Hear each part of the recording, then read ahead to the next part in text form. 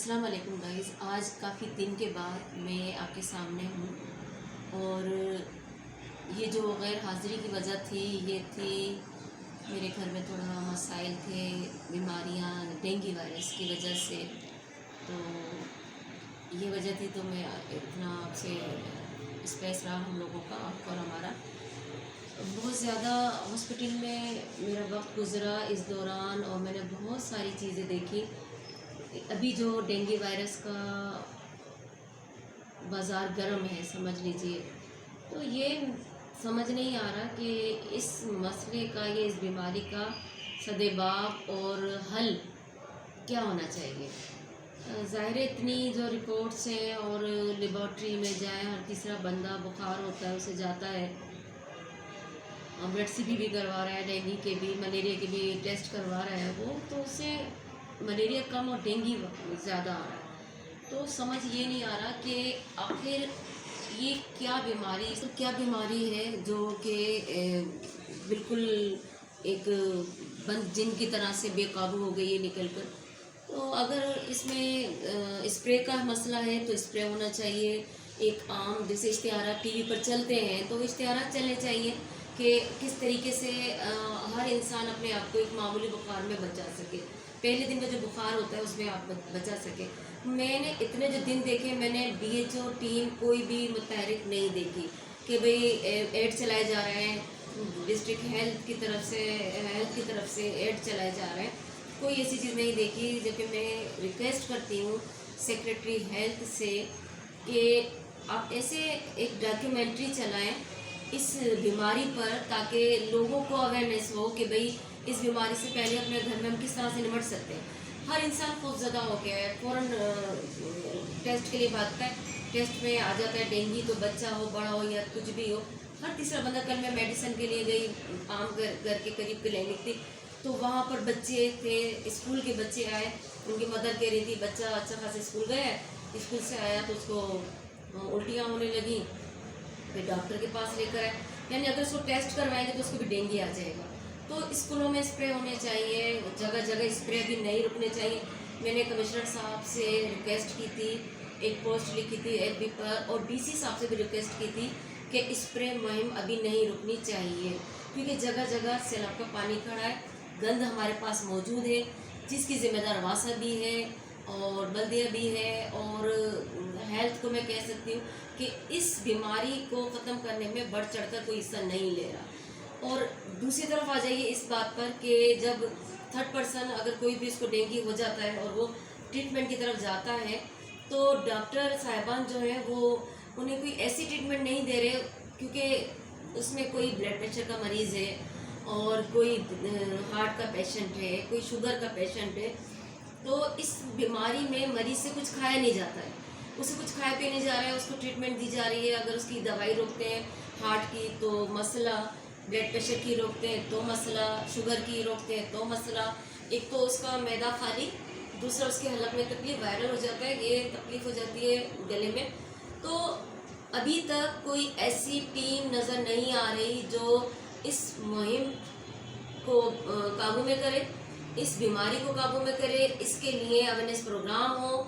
Corona के लिए हमने बहुत काम किए, बहुत हर चीज़ सबको एक्टिव देखा था हमने, लेकिन इस चीज़ में मैं देख रही हूँ कोई एक्टिव नज़र नहीं आ रहा। बहुत दुख की बात है, क्लिनिक भरे हुए हैं, हॉस्पिटल भरे हुए हैं, डेंगू मरीज़, लेकिन जब डॉक्टर से बात करें तो कहते हैं इसका इलाज कुछ नहीं है।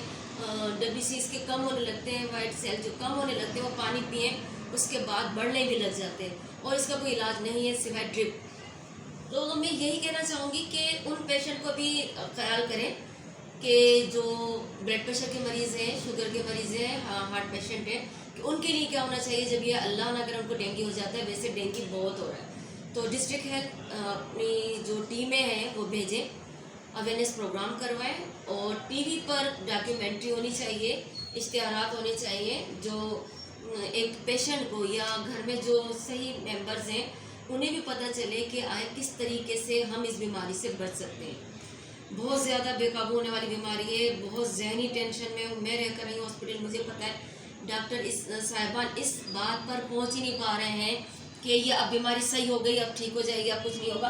हमें कोरोना के वैक्सीनेशन हम हुए हैं, लगे हैं, तो उसमें यही था कि आइंदा जो मसाइल परेशानी बीमारी होती है तो वो काबू कर सकेगा ये वैक्सीनेशन, जो कोरोना वैक्सीनेशन हमने करवाई है। लेकिन वैक्सीनेशन कोरोना ख़त्म, अभी डेंगू शुरू हो गया, हर जगह हॉस्पिटल भरे पड़े हैं। और डिस्ट्रिक्ट हेल्थ साहब, डीएचओ साहब, डीजी साहब, मैं आपसे रिक्वेस्ट करती हूँ हैदराबाद में टीमें बनाएं, एनजीओस को कहें कि वो जगह जगह जाएं। और एक तो ये कि टेस्ट लेबॉर्ट्री, मैं ये कहूँगी कि चांदी हुई है सोना हुआ है, इस वक्त उनका जो वक्त चल रहा है मुझे नहीं पता, गरीब हैं वो टेस्ट नहीं करवा पा रहे हैं।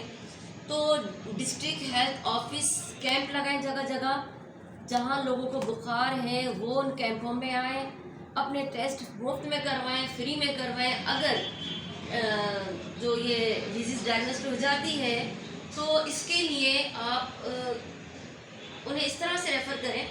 और इस तरीके से ये जो प्राइवेट हॉस्पिटल्स हैं इनको देखें, बहुत ज़्यादा लोग परेशान हैं इस बीमारी से भी, और इस बीमारी के जो प्राइवेट हॉस्पिटल में अखराजात हैं उससे ज़्यादा परेशान हैं।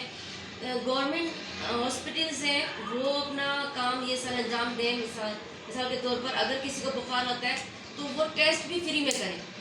मसला ये होता है कि हम प्राइवेट लेबॉर्ट्री से कैसे टेस्ट करवा कर किसी भी हॉस्पिटल के पास, हॉस्पिटल में किसी डॉक्टर के पास जाते हैं तो वो आपको रेफ़र कर देते हैं, आप वहाँ जाए, वहाँ आपका इलाज होगा। अब बात ऐसे गरीब है कि बुखार उन्हें आ रहा है लेकिन वो टेस्ट करवाने के काबिल नहीं है, तो कुछ सहूलत गवर्नमेंट की जो लेबॉर्ट्रीज़ हैं उनमें होनी चाहिए, जगह जगह जो खुली हुई है इनमें होनी चाहिए। खुदारा डिस्ट्रिक्ट हेल्थ साहब, मैं आपसे रिक्वेस्ट करती हूँ, आप लेटेस्ट सेक्रेटरी हेल्थ को कहें कि जगह जगह सैलाब के पानी से जो ये डेंगू वायरस फैल रहा है इस पर आप कोई इक़दाम करें और इसको रोकने के इक़दाम करें। गरीब जो है 2 वक्त की रोटी उसके पास नहीं है, वो टेस्ट कहाँ से करवाएगा, डायग्नोस्टिक कहाँ से करवाएगा, इनके लिए कोई सहूलियात होनी चाहिए। और ऐसे डॉक्टर जो कोरोना के वक्त में मौजूद थे, जो अवेयरनेस दे रहे थे टीवी पर इश्तिहार के ज़रिए से, वो भी ये डेंगू के इश्तिहार के ज़रिए से अवेयरनेस दें कि जो ब्लड प्रेशर का मरीज़ है, हार्ट पेशेंट है, उसके लिए दवाई रोकनी चाहिए। क्योंकि इस पोजीशन में जब कोई इंसान पेशेंट कुछ नहीं खा रहा है, बीपी डाउन होना शुरू हो जाता है। बीपी डाउन शुरू हो जाता है तो मरीज़ की वैसी कंडीशन ख़राब होती है, वो जो पेशेंट और मर्ज का है वो अपनी दवाइयाँ एक तरफ रख देते। वर्ल्ड हेल्थ ऑर्गेनाइजेशन ने हमें फ़ंड दिया था कि सैलाब से मुतासरा इलाकों में जहाँ पर पानी भरा हो वहाँ पर मेडिकल कैंप लगाए जाए और वहाँ जो लोग महसूर हैं सैलाब की वजह से उन्हें दवाइयाँ अद्वियात पहुँचाई जाएँ, जिससे साल और हैज़ा से बचाव की जो है कंडीशन जो ज़्यादा हो रही थी उसे काबू में लाया जा सके। अभी जो डेंगू में जो पेशेंट है उसे उल्टियाँ हो रही हैं और मोशन हो रहे हैं, इसको बचाव लोगों को समझ में नहीं आ रहा है। एक नॉर्मल होता था ये चीज़ तो फौरी तौर पे घर में कोई ना कोई एहतियाती तदाबीर कर दी जाती थी, लेकिन अब लोगों में एक खौफ सा मौजूद है, लिहाजा वो इस चीज़ पर काबू घर में नहीं एहतियात कर पा रहे हैं कि पेशेंट को फौरी तौर पर फ्लैजिल या कोई भी होती है मोशन रोकने के लिए वो दिया जाए, या उल्टियों को रोकने के लिए किसी भी डॉक्टर के पास जाया जाए। नहीं, वो इस बात का इंतज़ार कर रहे होते हैं कि पहले टेस्ट रिपोर्ट हो जाए, उसके बाद पेशेंट को मेडिसिन दी जाए।